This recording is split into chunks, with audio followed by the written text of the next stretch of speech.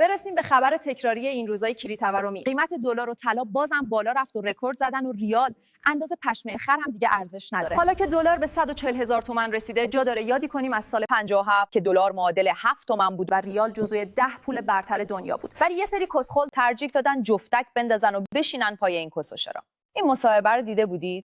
من باید عرض کنم که محمد رضای پهلوی این خائن خبیث فرار کرد و همه چیز ما را به باد داد.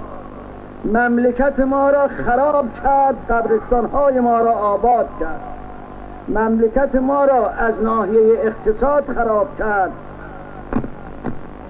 تمام اقتصاد ما الان خراب است و از هم ریخته است که اگر چنانچه بخواهیم ما این اقتصاد را به حال اول برگردانیم، تا تمام مردم دست به دست هم ندن، نمیتونن این اقتصاد را از بین ببرن، ریختگی اقتصاد را از بین ببرن. الان تازه داریم میفهمیم که اقتصاد مال خر است یعنی چی، چون الان شرایط اقتصادی طوریه که همه مال خر رو کاملا حس میکنن که فرو رفته توشون.